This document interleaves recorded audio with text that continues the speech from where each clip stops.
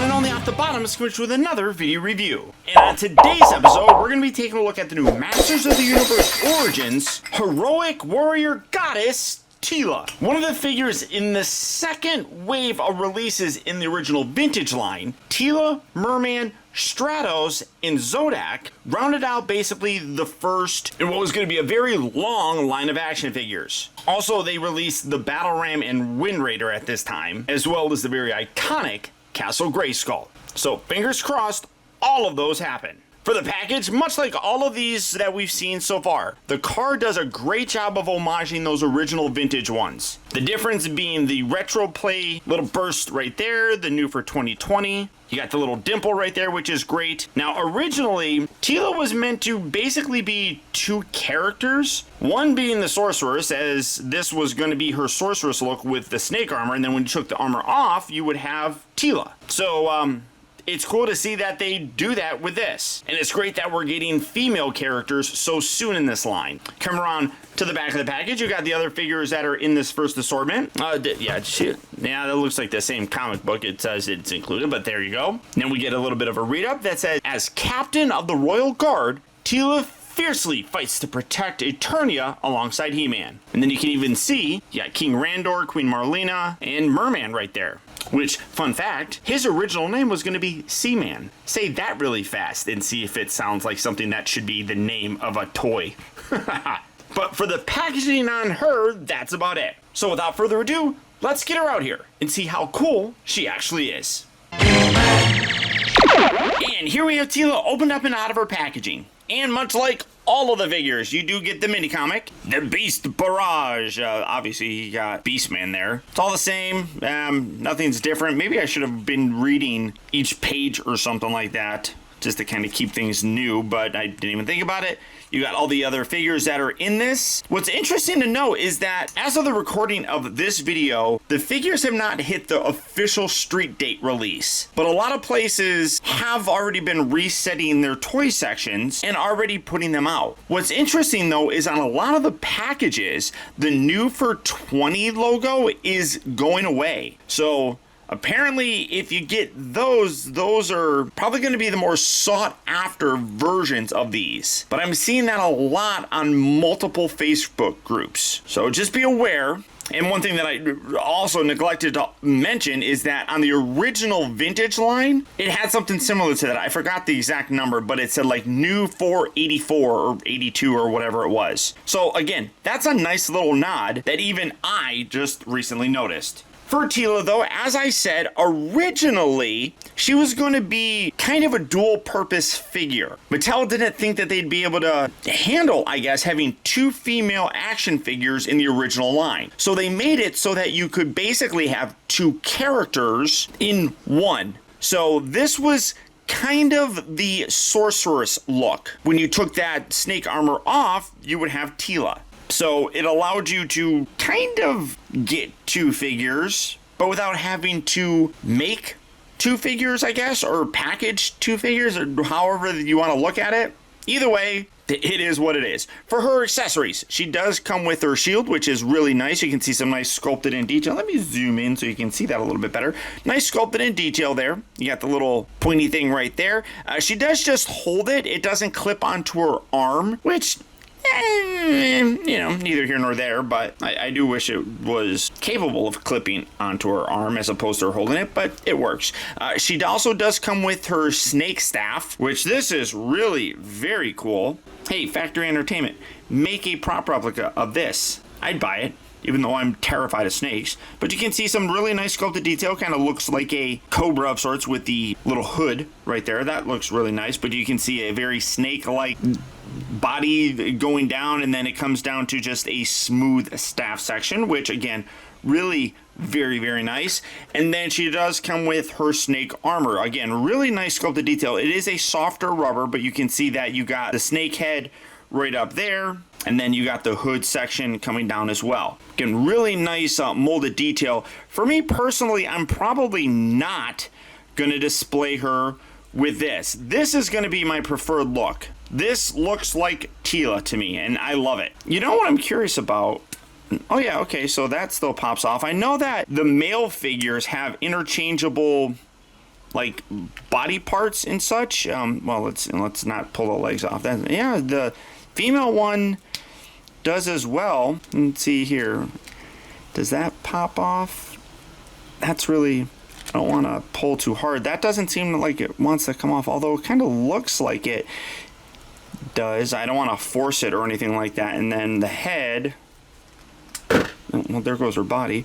The head doesn't really, oh no, yeah, that pops off as well. I mean, because obviously Eva Lynn is going to have a different head sculpt on there.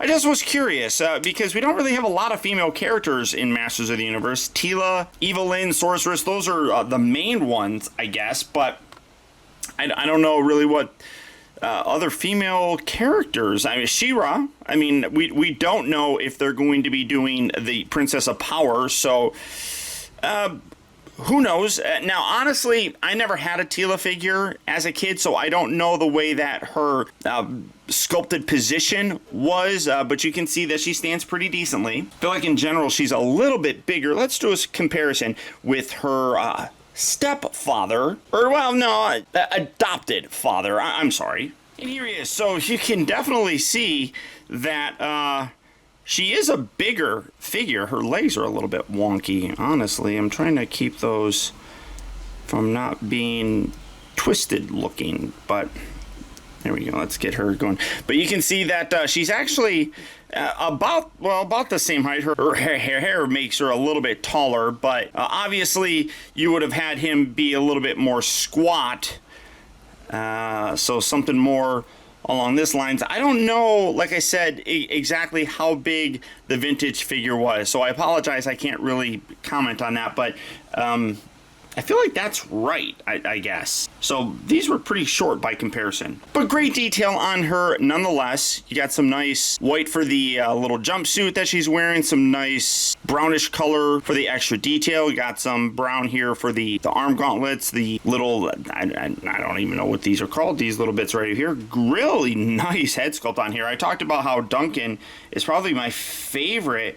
I think hers looks really good as well. I like it's not a tiara because she's not a princess really, but I do like the headpiece. The hair sculpt looks really nice, but the paint on the face itself looks really good as well. I do dig that a lot. Nice blue eyes. Are those blue? Yeah, those look like blue eyes. You got a little bit of pink for the lipstick. Overall, really nice, and then some really good sculpted in detail there as well. Legs are very similar, although this does make things look a little bit ugly.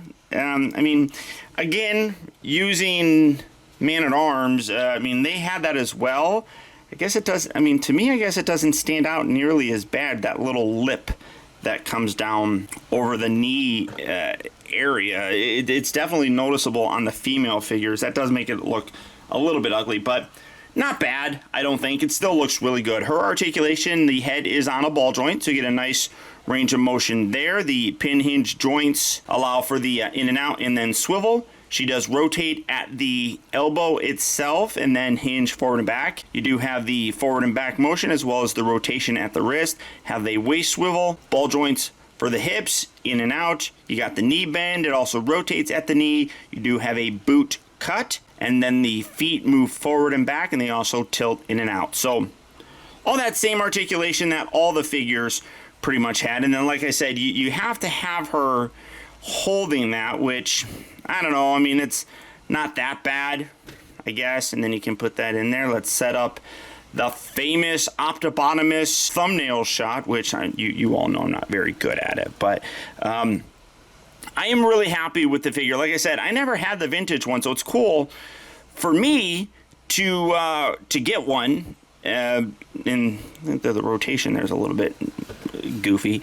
So I really do like what they did with this figure. I think that it turned out really nicely. And then obviously a lot of the repainting and remolding is going to happen with her and Eva Lynn. So it makes sense. Overall, I am really happy with it. I like the fact that they include this as well. So again, it homages that original figure, but you can take it off and still get that cartoon look, which is something that I liked with Man-at-Arms. It homaged the original figure, but the new head sculpt put a mustache on him, which gave you that Filmation look. So same kind of thing with this. I really do like it. Also, again, another really nice head sculpt, I feel. Following in the lines of what they did with Man-at-Arms, I think it is one of the best. Obviously, I recommend picking her up. If you're going for this new He-Man Origins line, go all in. Get all of them. At least the main characters, and Teela definitely was. So, all that being said, if Teela is a figure that you would like to add to your collection, for the remainder of 2020, these Origin figures will be exclusively available at Walmart stores. After that, they will be available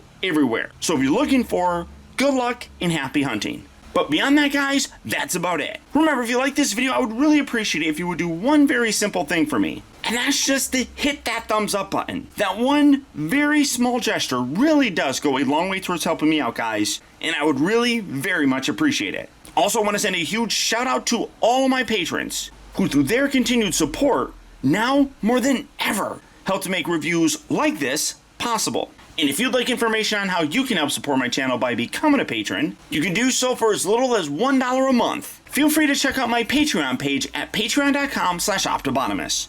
And as always, remember that the real trouble with the world is that too many people grow up.